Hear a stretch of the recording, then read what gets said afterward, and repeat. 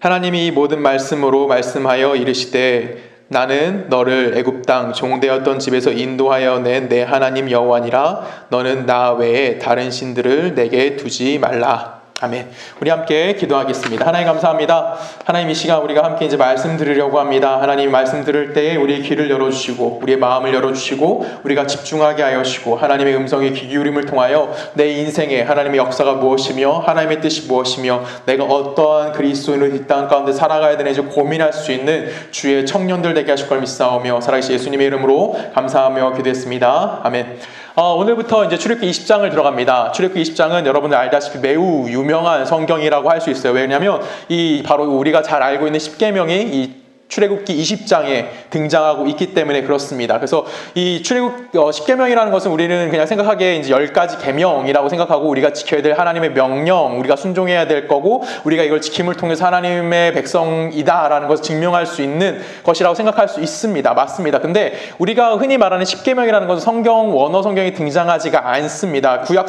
한글 성경에는 총 3번 정도 쓰여져 있어요. 출애굽기 지금 우리가 읽고 있는 출애굽기 1번 나오고요. 그다음에 신명기 2번 정도 나옵니다. 그래서 한 3번 정도 십계명이라는 단어가 쓰여져 있긴 하지만 원어에 보면은 이제 십계명 10가지 계명이란 말을 써 있지 않고요. 이 십계명이 뭐라고 번역되어 있냐면 10이라는 아세레트와 말씀이라는 하데바림이라는 그 말이 연결되어져 있습니다. 그러면 이건 10가지 말씀에 대해서 이야기하고 있다라는 것입니다. 근데 우리가 뭐 흔히 알다시피 십계명 그러면 우리는 십계명이라고 부르지 말고 앞으로 뭐 10가지 말씀입니다라고 이야기하자는 것이 아니라 그냥 십계명을 우리가 너무 이제 계명적인 우리가 지키고 순종하고 하나님 말씀을 따라야 하는 그 어떤 그 명령으로만 보는 것이 아니라 하나님이 우리에게 하고자 하시는 말씀 10가지에 관련된 것이다 라고 생각하는 것이 오히려 좀 더 좋을 것 같고요. 그냥 십계명으로 사용하는 것은 그닥 뭐 잘못된 표현은 아니다라는 것입니다. 또한 우리가 흔히 십계명 하면 떠오르는 그림이 하나 있습니다. 뭐냐면 그 모세가 시내산에서 되게 멋있게 이렇게 양손에 그 돌판을 딱 들고 내려오는 모습입니다. 그래서 우리는 이 2가지의 돌판 안에 하나님의 말씀이 다 기록되어져 있다라고 생각을 할 수도 있습니다. 그것이 뭐 그닥 잘못됐다라고 이야기할 수는 없어요. 그래서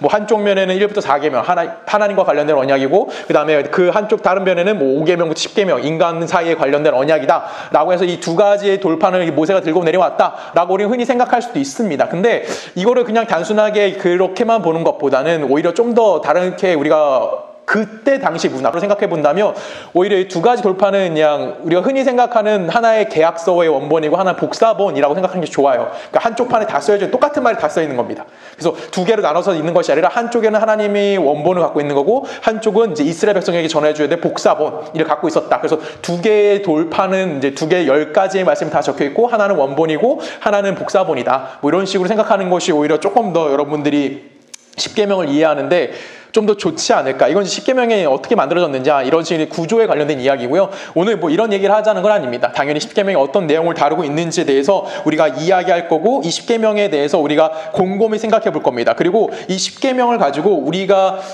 과연 어떠한 삶을 살아야 되는지 함께 고민을 할 수 있는 시간이 되기를 원합니다. 먼저 우리가 고민해 볼 것이 있냐면 먼저 제가 십계명을 여러분 다 외우십니까? 라고 질문을 던지면 여러분들은 십계명을 다 외우십니까? 라고 질문을 다 외우십니까? 제 생각엔 여러분 다 못 외우실 거예요. 1계명 하라 그러면 우리 아까 읽은 거 하나님 나 외 다른 신을 섬기지 말라. 2째 계명이 뭐죠? 우상을 만들지 말라. 뭐 넷째 계명이 안식일을 거룩하게 지켜라. 뭐 부모님 공경해라. 도적질하지 말라. 뭐 간음하지 말라. 살인하지 말라. 뭐 내 이웃의 걸 탐하지 말라. 우리는 대충들은 압니다. 근데 그것이 순서가 정확하게 기억하지도 못하고요. 10가지를 다 외운다라고 이야기하지도 못합니다. 근데 우리가 지금 이 십계명을 곰곰이 생각해 보면 십계명은 굉장히 우리에게 적극성을 요구하는 부분이 굉장히 적습니다. 그리고 뭐뭐 합시다라는 얘기도 별로 없어요. 오히려 그에 반대되는 경향이 드러납니다. 십계명의 내용을 찬찬히 살펴보면 이제 앞으로 우리가 한 10주 정도 이제 이 십계명의 내용을 볼 건데 이 내용을 쭉 바라보면서 보면은 십계명은 굉장히 부정적인 표현적으로 쓰여져 있다라는 거예요. 그리고 굉장히 적극성보다는 약간 이게 소극적인 느낌이 좀 듭니다. 하나님께서 왜 십계명을 이스라엘 백성에게 주면서 이런 소극적이고 약간 부정적인 단어를 사용하셔서 십계명을 우리에게 허락해 주셨느냐, 이걸 우리가 오늘 고민해 볼 겁니다. 하나님께서 왜 이런 것들을 우리에게 허락해 주셨냐라고 생각했을 때 십계명이라는 것은 단순하게 하나님이 우리에게 지켜야 되는 명령으로 주신 것이 아니기 때문에 그렇다라는 것이죠. 우리는 보통 명령을 받거나 아니면 규칙을 받는다라고 했을 때 우리는 어떻게 생각을 하게 되냐면, 내가 이 규칙과 이 명령을 지킴을 통해서 잘 지켰을 경우에는 내게 상이 내려주고, 내가 잘 지키지 않았을 때는 내게 벌 아니면 저주가 내릴 것이다 라고 우리는 규칙이나 명령을 이해하는 경향들이 굉장히 많습니다. 그런데 중요한 건 뭐냐면 십계명은 이런 상벌의 기준을 가지고 우리에게 주어진 것이 아니다라는 것입니다. 우리가 지난주에 1시간 내내 살펴봤던 내용이 무엇이었냐면 하나님의 율법은 하나님이 율법을 지킴을 통해서 하나님의 백성이 되고 하나님의 그들을 지켜주신데 이런 얘기가 아니에요. 하나님 그들에게 복 주신다 이런 얘기가 아니었습니다. 이미 그들은 뭐였어요? 하나님의 백성이기 때문에 하나님의 백성으로서 구원받는 조건이나 아니면 구원받는 기준으로 제시된 것이 아니라 하나님의 백성이기 때문에 하나님이 요구하는 실천 방향이다라는 것입니다. 쉽게 말하면 세상과 다른 하나님의 백성이기 때문에 그 명령을 받는 것이고 그 명령이 뭐라는 거예요? 우리가 순종할 수밖에 없는 것이다 라고 이야기했다는 것입니다. 역시 십계명 동일합니다. 우리 출애굽기 20장 2절 제가 읽습니다. 나는 너를 애굽 땅 종되었던 집에서 인도하여 낸 내 하나님 여호와니라 라고 얘기합니다. 십계명을 요구하기 전에 하나님께서 뭘 먼저 이야기하시냐면 나는 뭐다? 너의 하나님이다 라고 이야기합니다. 우리 식으로 이야기하면 나는 너의 하나님이 되는 거고 너는 내 자녀다. 그렇기 때문에 우리에게 무엇이 요구된다는 거예요? 하나님이 우리에게 요구할 수 있는 것. 내가 너를 내 자녀 삼았으니까 내 자녀로서의 삶에 합당한 기준으로서 이것을 해야 한다라고 이야기하는 겁니다. 왜 그럴까요? 우리는 단순히 내가 잘 지키고 잘 지키지 못함을 통해서 하나님과 관계가 끊어질 수 있다 라고 생각을 해요. 아니면 잘 지킴을 통해서 하나님과 관계가 잘 유지될 수 있다라고 착각을 한다는 것이죠. 근데 그것이 아니라 이미 우리는 어떤 거예요? 이 세상에서 끊어낼 수 없는 관계를 이미 하나님과 맺어져 있는 상태다라는 것입니다. 바울은 이 상태에 대해서 우리에게 이렇게 얘기합니다. 로마서 8장 38절에 보면은 이렇게 얘기해요. 내가 확신하노니 사망이나 생명이나 천사들이나 권세자들이나 현재일이나 장래일이나 능력이나 높음이나 깊음이나 어떤 피조물이라도 우리 주 그리스도 예수 안에 있는 하나님의 사랑에서 끊을 수 없느니라 라고 이야기합니다. 우리는 어떤 거냐면 이 세상 그 어떤 것도 끊을 수 없다라는 거예요. 우리가 오늘 제가 주일학교 아이들과 얘기했던 것 중에 뭐냐면 그 10손가락 깨물어 안 아픈 손가락 없다 이 얘기를 하면서 어떤 할머니의 얼굴에 손가락에 사람이 있는 걸 얘기했어요. 맞아요. 혈연은 쉽게 끊어낼 수가 없습니다. 근데 우리는 뭐냐면 그 혈연보다도 더 뭐한 사람이 된 거예요? 더 높은 차원으로서 하나님과의 관계가 맺어져 있기 때문에 하나님께서 오늘 우리들에게 무엇을 요구하시냐면 율법을 요구하시는 거고 특히 이제 오늘 십계명을 우리에게 요구하고 계신다라는 것입니다. 십계명은 율법을 대표하는 것입니다. 그래서 모든 율법은 우리에게 허락되어지는 모든 율법은 우리가 누구이기 때문에 주어지는 거예요? 하나님의 자녀이기 때문에 우리에게 주어지는 거고 또한 우리가 그걸 지키기 위해서 뭐 하는 겁니까? 우리가 그걸 지키기 위해 요구되어지고 있다라는 것입니다. 잘 생각해 보시죠. 만약에 우리가 그런 개념으로 우리에게 주어진 것이 아니라 다른 개념으로 하나님이 이걸 지켜야 되는 개념으로 우리에게 주어졌다면 만약 그걸 지키지 않았을 때 우리에게 무엇이 주어지냐면 하나님의 형벌이 무엇인지 정확하게 이루어져야 되는 거예요. 3계명에 보면은 나 외 다른 신을 만들지 2계명 그렇죠. 이 계명에 보면 나 외 다른 신을 만들지 말라라는 게 있습니다. 우상을 만들지 말라는 말이 있어요. 그럼 우상을 만들지 말라라고 끝납니다. 근데 그것이 정말 지켜야 되는 계명이라고 이야기한다면 그것이 뭔가 상벌의 기준이 있다라고 이야기하면 네가 그것이 우상을 만들었어. 그러면 네가 우상을 만들었으면 너는 내가 죽여버릴 거야. 라는 이런 사법적 판단이 그 안에 담겨져 있어야 된다는 거예요. 근데 십계명을 아무리 뜯어봐도 그런 내용은 담겨 있지 않다라는 겁니다. 십계명은 하나님의 자녀로서 우리가 어떠한 삶을 살아야 되는 거고 또한 내 삶의 지위가 어디만큼의 위치에 있는지에서 이야기하는 거예요. 쉽게 말하면 내가 그냥 인간 보통 사람들과 같은 현장에 있는 것이 아니라 내 삶은 그 현장에 있을지라도 나의 신분적 지위는 어디 있다고 얘기하는 거예요? 하나님의 자녀로서의 신분적 지위를 갖고 있는 거고 그렇기 때문에 그 계명이 요구되는 거고 그 명령이 요구됨을 통해서 우리가 누구인지 내 스스로가 누구인지를 아는 겁니다. 그리고 그 십계명을 받을 수 있는 나라는 존재가 그 하나님의 율법을 지킬 수 있고 하나님의 율법이 요구되어지는 나라는 삶이 얼마나 명예로운 것이고 또한 내 삶이 얼마나 특권을 누리고 있는 삶인지에 대해서 우리들에게 알려주는 거예요. 그것이 바로 오늘 우리들에게 주어지는 십계명에 시작하면서 가장 중요한 내용이다라는 것입니다. 우리가 십계명을 이해하는 것도 역시 이런 관점에서 우리가 십계명을 지켜야 하는 것입니다. 우리는 십계명을 지키는 것은 단순히 사랑받거나 아니면 벌받는 것이 아니라 하나님과의 관계, 내가 하나님이 나의 하나님이 되어주시고 나는 그분의 사랑을 입은 자녀이다. 그래서 하나님이 나를 위해서 독생자를 아끼지 아니하시는 분이시기 때문에 나는 그런 내적인 뭔가 열망이 생겼고 그 하나님의 사랑을 받은 자라는 존재성 때문에 내가 뭐 하는 거예요? 그 말씀에 순종할 수 있다는 겁니다. 이런 내적 동기가 우리가 정확하게 이해해야지만 우리는 뭐 하는 거예요? 하나님이 우리에게 요구하는 삶에 대해서 살아갈 수 있다는 겁니다. 원수를 사랑해라. 이걸 이해하지 못해 원수 사랑할 수 없는 거예요. 내가 또 뭐가 있으면 악을 악으로 갚지 마라. 나를 해코지한 사람이 있어요. 근데 그 사람한테 내가 똑같은 해코지를 하지 않는 거. 그걸 어떻게 내가 이해할 수 있죠? 그것이 하나님의 율법이라고 써있고 그것이 하나님의 명령이라고 써져 있습니다. 오른밤을 맞으면 왼밤도 돌려대라. 그걸 어떻게 우리가 할 수 있어요? 우린 못하는 거예요. 그렇기 때문에 우리는 이거를 이해하기 위해서 하나님이 우리에게 요구하고 하나님이 우리에게 율법을 요구했던 이유가 무엇인지를 알아야 한다는 겁니다.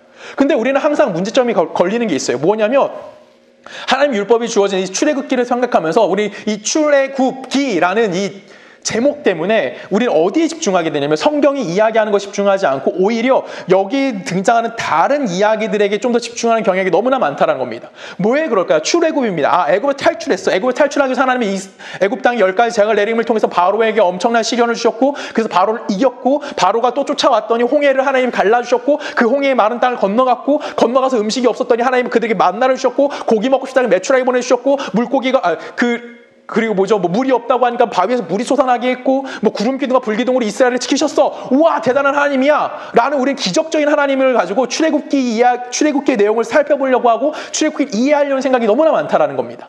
근데 성경은 그런 얘기를 하는 것이 아니라는 거예요. 우리가 지난주에도 살펴봤듯이 출애굽기의 핵심이 만약에 정말 이런 기적이었다면 출애굽기의 율법이 나올 필요가 없고 끊임없이 하나님의 기적만 들으면 돼요. 그리고 애굽에 내렸던 10가지 재앙이 정말 자세하게 기록되어 있어서 엄청나게 자세하게 기록돼서 출애굽기 40장이란 모든 내용에 애굽에 나오는 10가지 재앙만 기록해놓으면 끝나면 됩니다. 근데 출애굽기는 애굽의 10가지 재앙은 이미 10장에서 끝나버립니다. 그리고 그 뒤에는 이제 출애굽한 이스라엘 백성이 어떻게 살아야 되는지가 하나님이 이스라엘 백성이 주어지는 내용들이 나와요. 특히 우리가 살펴봤듯이 지난주에 주어졌던 신의 산 언약, 이것이 출애굽기의 핵심이라고 볼 수 있습니다. 하나님이 왜 출애굽기의 핵심을 거기라고 놓고 봐야 되냐면 이 뒤에부터 어떤 얘기가 나오는 거예요? 하나님이 이스라엘 백성 율법을 주었고 성막을 어떻게 지어야 되는지에 대해서 그런 얘기가 나온다는 거죠. 쉽게 말하면 그 출애굽기의 핵심은 하나님이 주신 신의 산 언약을 중심으로 해서 우리에게 주어지는 것이 무엇인지에 대해서 이야기해 준다는 겁니다. 그것은 뭘 얘기하는 거냐면 우리가 신의 산 언약을 통해서 우리가 죄로 인해서 죽을 수밖에 없는 인간이었지만 하나님이 뭐 하신 겁니까? 우리의 삶에 개입하셨고 또한 우리의 삶에 간섭하심을 통해서 뭘 요구하시는 거예요? 하나님이 원래 창조하셨던 목적대로 우리를 회복시켜 주시길 원하는 거. 창조의 목적대로 창조된 목적으로 인간을 회복하기 위해서 우리를 구원해내신 거고요. 하나님의 형상대로 우리를 회복시켜 주시는 것이다라는 것입니다. 그것을 하기 위해서 우리를 어디 세우신 겁니다면 바로 신의 산 앞에 세우심을 통해서 하나님의 백성다운 지표가 무엇인지를 우리에게 허락하신 것이 뭐예요? 오늘 우리가 함께 본 십계명인 거고 십계명으로 대표된 율법을 우리에게 허락해 주셨다는 겁니다. 쉽게 말하면 하나님이 출애굽시키신 이유가 뭐냐면 출애굽시키심을 통해서 우리를 어디 세우시는 거예요? 하나님 앞 신의 산 앞에 세우시기 위하심이라는 겁니다. 제가 영화 하나 추천해 드릴게요.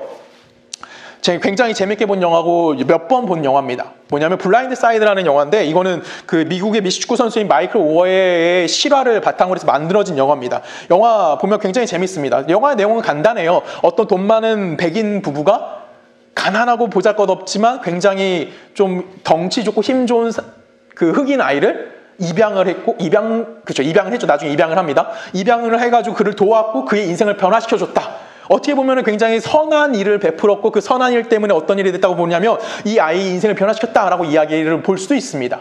근데 이 블라인드 사이드는 그런 얘기를 하고 있지 않습니다. 맞습니다. 처음의 시작은 그 백인 부부가 다가가가지고 그 아이를 돕지만 결론은 누굴 변화시키냐면 이 아이의 삶도 변화되었지만 이 백인 부부의 삶도 변화되어진다는 겁니다. 그러면 이 영화에서 우리들에게 이야기해 주는 것은 단순하게 뭘 얘기하는 걸까요? 그냥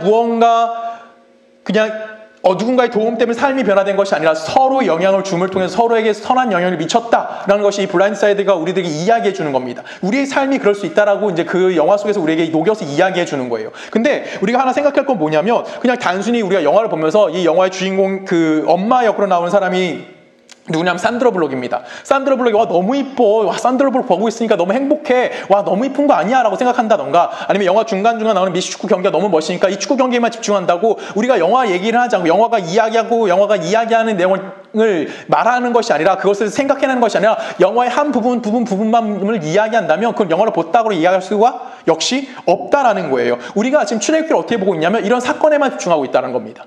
이런 사건에 집중한 나머지 우리는 뭘 놓치고 있는 거냐면 영화가 우리들에게 이야기해 주는 것, 신을 놓칠 뿐만 아니라 우리는 또 사건에 집중한 나머지 무엇을 놓치는 거예요? 출애굽기에서 우리들에게 하고 있는 이야기가 무엇인지를 놓치고 있다는 겁니다. 그래서 우리는 집중해서 생각할 건 뭐냐면 정말 우리에게 주어진 구원이라는 게 무엇인지 이 출애굽기를 통해서 우리에게 하나님이 주시고자 하신 것이 무엇인지를 우리가 잘 알아야만 한다라는 거예요. 어떤 기적이 있을 수도 있고요. 어떤 논란 속에서 구원을 얻었냐를 우리에게 질문을 던지는 것이 아니라 구원을 해주시고 그 하나님의 창조의 형상을 회복된 하나님의 백성을 우리에게 하나님을 과연 우리는 어떤 존재성을 가지고 가지고 있고, 또한 우리는 어떠한 목적을, 하나님 우리에게 어떠한 목적을 갖고 계신지에 초점을 맞춰줘야 하고 있다는 것입니다. 오늘 본문식으로 이야기하면 이스라엘 백성이 어디 앞에 쓴 겁니까? 시내산 앞에 서 있는 장면을 우리가 생각해야 되는 거고요. 지금 우리가 살고 있는 시대로 생각한다면 예수 그리스도의 십자가 앞에 서 있는 자들, 즉 예수 그리스도의 하나님의 은혜를 위해서 예수 그리스도의 십자가 앞에 서 있는 자들이 바로 우리들이라는 겁니다. 그리고 우리들의 그 가치성이 어디에 있는 거고, 우리들의 삶이 어느 정도의 삶을 유지하고 있는지에 대해서 이야기해 주는 거예요. 내 삶의 가치가 무엇이고 내 삶의 목적이 어디를 향해 가야 되는지에서 우리에게 이야기해 주는 것이 출애굽기가 우리에게 해주는 이야기입니다. 출애굽기에 나오는 많은 기적들이 있습니다. 어떤 사람은 이런 경험을 할 수 있을지도 몰라요. 10가지 양을 경험할 수도 있고요. 아니면 뭐 지금 홍해를 건널 수도 있고요. 만나 메추를 경험할 수도 있고요. 반석에 물이 나오는 걸 경험할 수도 있습니다. 아니면 정말 하나님의 불기둥과 구름기둥이 인도하셔서 자기를 구원해 주신 그런 경험이 있는 사람도 있을 수도 있습니다. 근데 우리의 대부분 사람들은 다 이런 경험이 솔직히 없어요. 저 같은 경우만 해도 어머니 뱃속부터 교회를 다녔고 모태신앙입니다.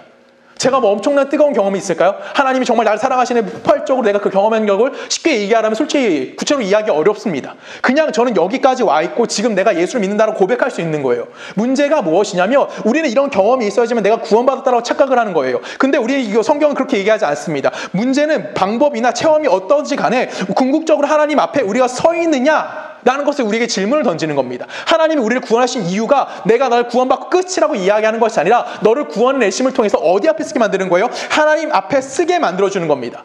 우리에게 어떤 기적 때문에 우리가 여기까지 왔느냐가 중요한 것이 아니에요. 내가 어떤 걸 경험했느냐를 우리에게 물어보지는 않습니다.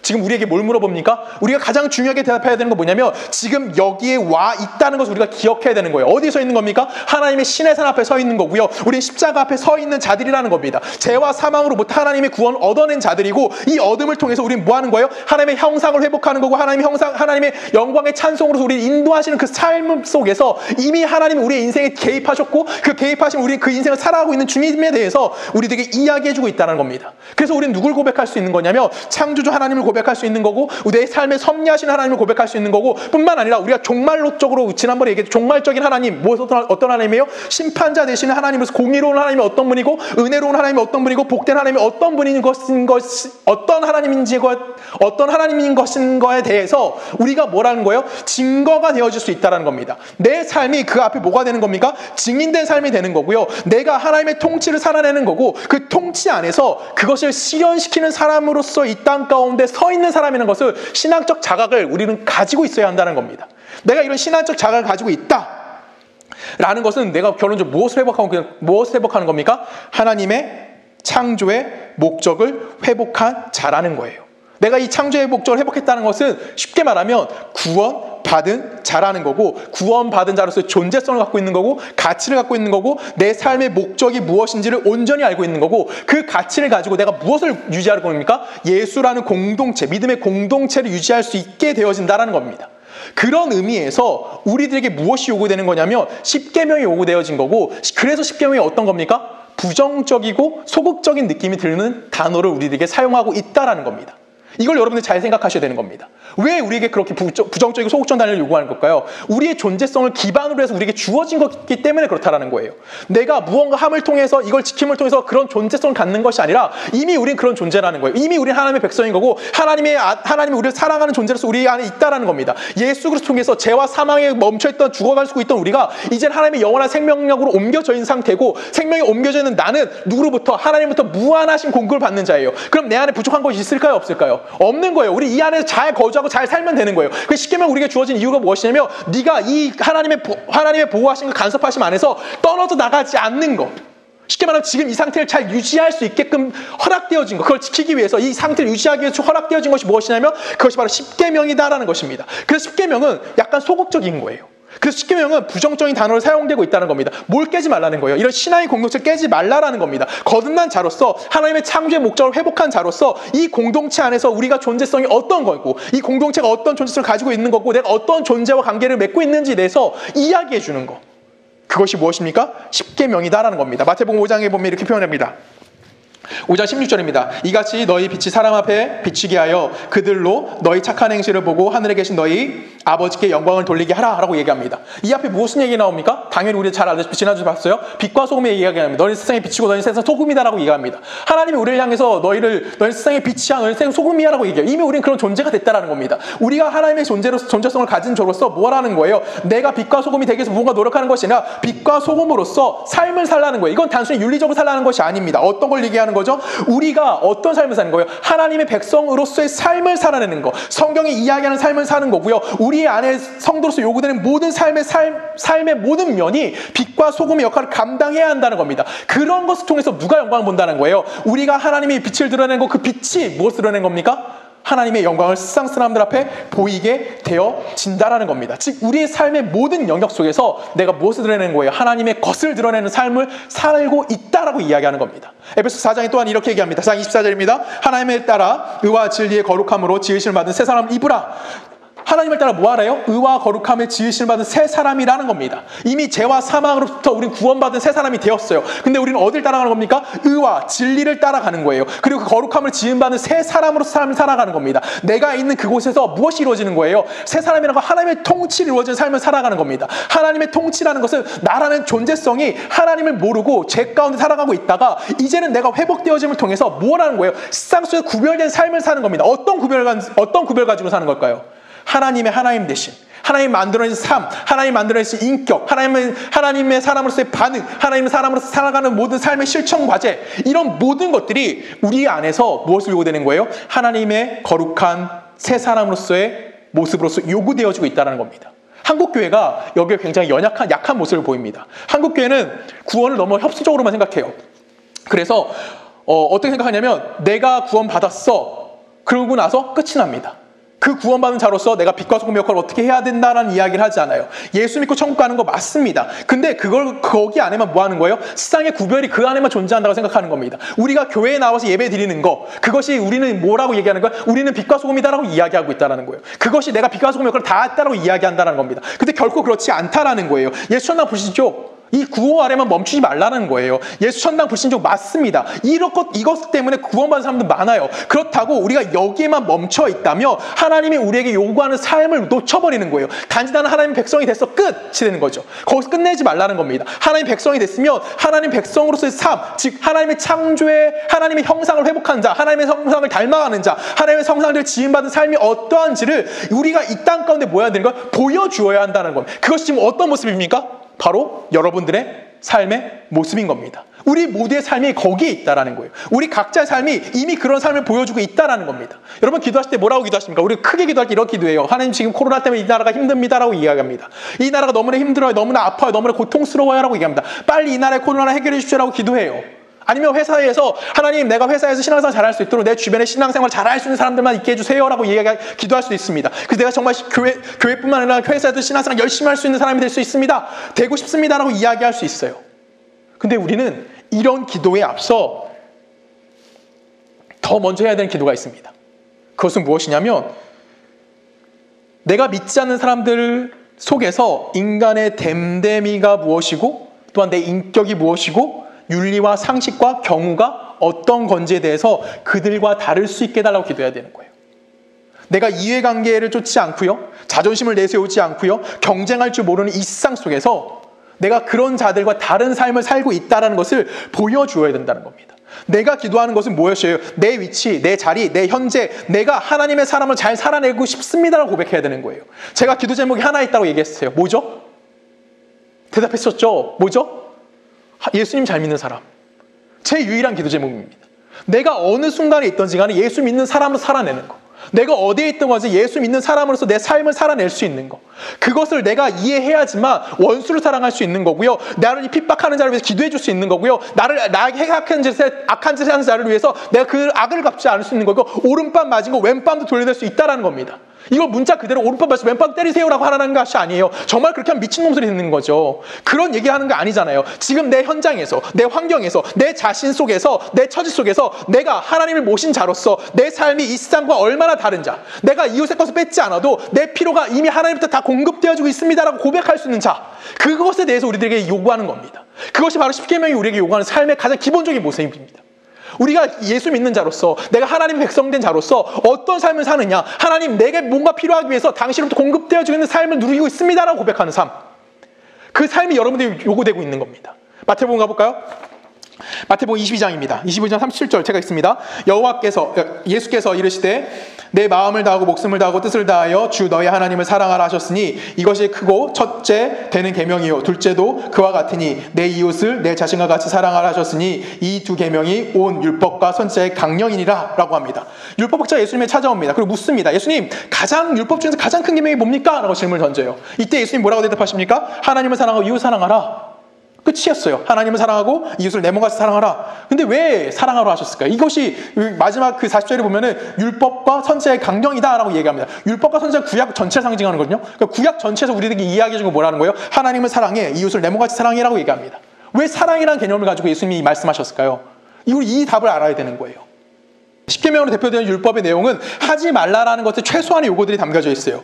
그러나 그 요구 안에는 우리가 그 안에 무엇이 담겨 있냐면 가장 중요한 것은 하나님이 우리의 아버지가 되시고 하나님이 가진 모든 것들이 우리에게 공급되어지고 있다. 이미 우리에게 공급되어지고 있다는 것입니다. 이 복을 우리가 누리고 있기 때문에 이 복 안에서 떨어져 나가지 않고 이 복 안에서 나가지 않게 하기 위해서 우리에게 율법이 요구되어지는 거예요. 그럼 율법은 무엇을 역할을 하는 거냐? 우리를 보호해 주는 거고 우리를 감싸 주는 거고 우리가 세상으로 튀어나가지 않도록 우리에게 경계선이 되어주는 것이 무엇이에요? 바로 율법인 거고 우리가 그 안에서 무엇이 되는 겁니까? 하나님의 충만한 하심을 경험할 수 있게 되어지는 겁니다. 내가 이웃과 경쟁하는 것이 아니고요. 내가 이웃의 복수나 아니면 싸움의 상대로 생각하는 것이 아니라 내 필요를 이웃의 것을 빼앗아서 오는 것이 아니라 내 필요는 오직 누구로부터 올 수 있다? 하나님으로부터만 충만해질 수 있다. 라는 것이 바로 성경적인 가르침인 거고 우리가 그런 삶을 살 수 있도록 하나님 우리에게 뭐 해주시는 겁니까? 공급해 주고 계시다라는 겁니다. 하나님은 우리를 이 세상에 보내시면서 내가 아버지라고 부르는 삶이 각자 내 형편이나 아니면 내 조건이나 내 상황에 따라서 달라지는 것이 아니라는 것을 이 땅 가운데 증명하기를 원하시는 거예요. 우리는 어떻게 생각하냐면 내가 하나님 믿는 자야. 그래서 하나님이 나에게 모든 걸 허락해 주셨어. 그 이 모든 것들이 어디에 집중하냐면 세상적인 관점에 집중되어 있어요. 그래서 내가 현실적으로 만족하고 현실적으로 뭔가 위치에 있어야지만 이것이 하나님의 사람으로서 삶의 기준이다라고 이야기한다는 겁니다. 근데 하나님은 그런 얘기를 하는 것이 아니에요. 너의 삶이 어떠하든지 간에 네가 부자이거나 네가 가난하든지 간에 네가 건강하든지 간에 네가 연약하든지 간에 문제되지 않는다고 얘기하는 겁니다. 네 안에서 이미 하나님도 공급되어지는 거고 그 공급되어짐이 오늘 너의 현실이다라고 이해하는 거예요. 그럼 우리 그 현실 속에서 뭐 하는 겁니까? 내게 만족을 누리며 살아갈 수 있는 삶이 무엇인지 고민해야 한다는 겁니다. 근데 우리는 끊임없이 하나님께 뭐만 요구합니까? 애굽인들이 10가지 재앙을 요구해요. 홍해를 갈라달라고 요구합니다. 반석에서 물이 나오게 해달라고 구름기둥과 불기둥을 보내서 항상 나를 지켜주십시오라고 이야기합니다. 항상 나는 높은 데로 올라가야 되고요. 항상 나는 성공해야 되고요. 난 예수 믿은 부자가 됐고요. 예수 믿은 병이 나왔고요. 예수 믿었더니 내 삶은 순적했습니다. 그래서 나는 하나님께 영광 돌립니다. 나는 이런 잘못된 개념 속에서 우린 초월적인 하나님의 그 은혜 안에서만 내가 하나님의 자녀가 될 수 있고 하나님의 초월적인 그 힘 안에서만 하나님의 무한하심을 공급받고 있습니다. 라고 헛소리를 하고 있다는 거예요. 그런데 하나님은 우리의 환경이나 내 처지가 중요하지 않다고 얘기합니다. 어디 있다라는 거예요? 내 삶의 모든 영역 안에서 하나님이 뭐 하는 겁니까? 이미 우리를 뭐 하신 거예요? 이미 애굽에 내렸던 그 10가지 재앙이나 아니면 홍해를 가던 기적이나 엄청난 그 하나님의 초월성을 가지고 지금 오늘 나를 이 자리에 쓰게 만드셨다는 겁니다. 이것을 여러분이 기억하셔야 되는 거예요. 그러면 오늘 내게 주어진 모든 것들은 이미 하나님의 은혜인 거고 그 오늘이라는 삶을 살아갈 수밖에 없는 거는 오늘 우리가 그리스도인으로서 뭐 하는 겁니까? 신앙의 책임감을 가지고 살아가야만 한다는 겁니다. 하나님의 자녀로서 지금 내가 무엇을 해야 하는가, 내가 어디에 관심을 가지고 있는가, 내가 어떤 일에 책임을 가져야 되고 그 일에 어떻게 순종해야만 하는 삶으로 살아가는 것, 그것이 여러분들의 삶의 운명인 거예요. 우리는 이미 하나님의 초월적인 능력에서 구원받은 자들입니다. 각자 다른 모습으로 구원받았어요. 어떤 사람은 정말 엄청난 은혜를 받은 거고요. 어떤 사람은 가랑비 빚었듯이 다 그 은혜 안에 젖어 있기 때문에 지금 내가 어디 서 있는 겁니까? 하나님의 은혜 앞에 서 있는 거, 하나님 앞에 서 있다라고 이야기하는 겁니다. 그럼 하나님의 일을 하기 위해서 여러분이 가지고 있는 환경이나 여러분이 가지고 있는 지식의 수준이나 여러분이 가지고 있는 형편이나 내가 인간성이나 아니면 내 삶의 태도나 이런 모든 것들은 그거에 대해 불평할 필요가 없게 되어지는 거예요. 왜? 이미 나는 뭐로부터 오는 거예요? 하나님도 공급되어지는 삶을 살아가고 있는 거고 그 창조의 질서 안에서 이미 하나님의 속성 안에 내가 살아가고 있다라고 이야기하는 겁니다. 세상 사람들은 이런 얘기를 해요. 뭘 얘기하냐면 내가 인간됨을 자기를 증명하는 것으로 사용됩니다. 그 차이가 우리들 가운데 있는 거예요. 옛날에 우리나라 말에 이런 말이 있습니다. 양반은 뛰지 않는다. 양반은 물에 빠져도 물에 빠져 죽는 한에서도 개 헤엄은 치지 않는다. 이건 뭘 얘기하는 걸까요? 인간의 자존심을 근거로 해서 그 삶의 윤리성이 나온다라는 거예요. 서양은 다를까요? 뭐 다른 나라는 다를까요? 동양만 이러나요? 아니에요. 아까도 얘기했지만 블라인드 사이드라는 영화에 보면은 한 장면이 나와요. 어떤 장면이 나오냐면 상류층에서 식사하는 장면이 나옵니다. 상류층 부인들이 모여서 식사하는 장면이 나와요. 그때 그 엄마에게 묻습니다. 그 상류층 여자가 엄마에게 물어요. 그 산드라 블럭이 묻습니다. 왜 흑인 아이를 도와주니?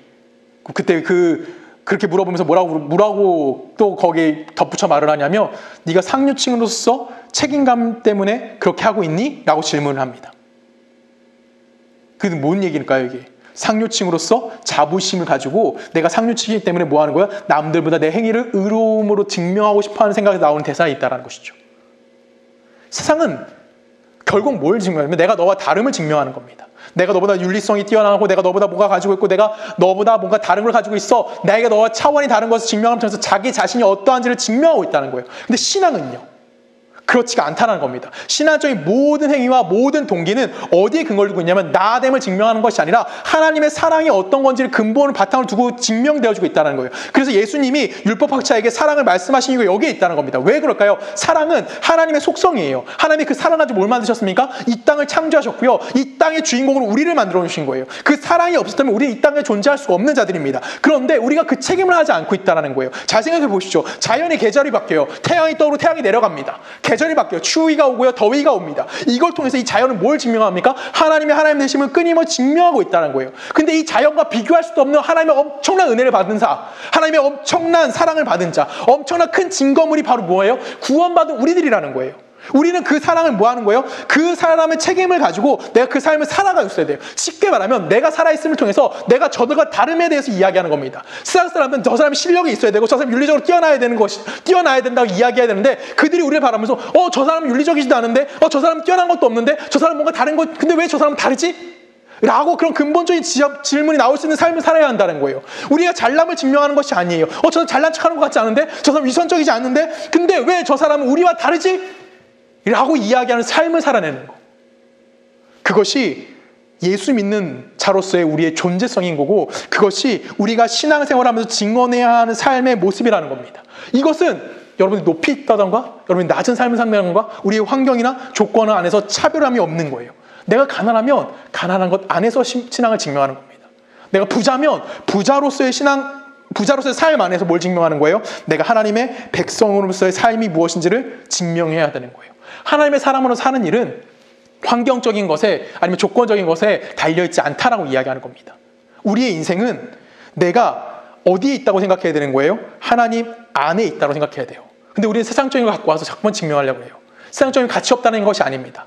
세상적인 것도 가치가 있지만 그 안에는 스스로의 가치를 만들어낼 수가 없는 거예요. 그 안에 스스로의 아름다움을 창출해낼 수가 없다라는 겁니다. 여러분의 삶 안에서 내가 세상적인 실력이나 아니면 환경이나 조건이나 위치나 실력 아니면 내가 가지고 있는 열심 이런 걸로 여러분들을 증명하려고 하지 마십시오. 여러분 누구입니까? 하나님의 사람입니다. 하나님의 사람으로서 하나님을 아버지라고 부를 수 있는 자로서 내게 주어진 것 그것이 뭐예요? 나에게 엄청난 하나님의 기적이 일어난 거고 내가 그 인생 속에서 하나님의 말씀을 듣고 살아가는 거고 그 인생 속에서 내가 하나님 백성이라는 신분으로서 하나님의 법을 지키는 것 하나님의 율법에 요구되는 삶을 살아가고 있는 자라는 것 그것이 내게 주어진 하나님의 엄청난 인생이라는 것을 여러분이 기억하셨으면 좋겠습니다. 여러분 이 인생 안으로 초청받은 자들입니다. 여러분 이미 이 인생을 살고 있는 자들입니다. 지금 여러분의 삶이 그렇습니다. 오늘 저의 삶이 그런 거고요. 지금 방송으로 예배드리고 있는 여러분의 삶이 바로 그런 삶인 겁니다. 이 복을 여러분이 누리고 있는 거예요. 이 복은 이미 우리의 신앙의 책임으로서 다가온 거고 이 책임감을 갖고 있는 사람이 예수를 믿는 사람이다라고 이해가 합니다. 우리는 그런 삶을 사는 것을 세상 속에서 자랑하시기 원합니다. 이 삶이 살아갈 수 있음을 여러분 감사할 수 있는 감사했던 2020년이 되길 원하고요. 2021년이 되길 원합니다. 여러분은 누구입니까? 하나님의 백성입니다. 예수 그리스도의 구원의 은혜를 입은 예수 믿는 자들입니다. 함께 기도하십니다. 사랑하신 아버지 감사합니다. 하나님이 우리를 사랑하시고 우리와 함께 하시기에 오늘 우리에게 하나님 십계명을 허락해 주셨고 십계명이 왜 요구되는지 고민하게 하시니 감사합니다. 하나님, 우리가 이미 누리고 있는 삶입니다. 이 삶에서 벗어나지 않게 하기 위해서 우리에게 십계명을 주셨고, 또한 그 삶을 잘 누림을 통해서 내 안에서 하나님 되심을 증명해내며 하나님의 뜻을 구별해내며 또한 하나님 백성으로서 삶을 잘 살아내는 것이 우리의 인생임을 다시 한번 고백할 수 있는 복된 삶들이 되게 하실 걸 믿사오며 살아계신 예수 그리스도의 이름으로 감사하며 기도했습니다. 아멘. 우리 다 같이 주기도문하십니다. 하늘에 계신 우리 아버지여, 이름이 거룩히 여김을 받으시오며 나라가 임하시오며 뜻이 하늘에서 이루어진 것 같이 땅에서 이루어지이다. 오늘 우리에게 일용할 양식을 주시옵고 우리가 우리에게 죄 지은 자를 사하여 준 것 같이 우리 죄를 사하여 주시옵고 우리를 시험에 들게 하지 마시옵고 다만 악에서 구하시옵소서. 나라와 권세 영광이 아버지께 영원히 있사옵나이다. 아멘.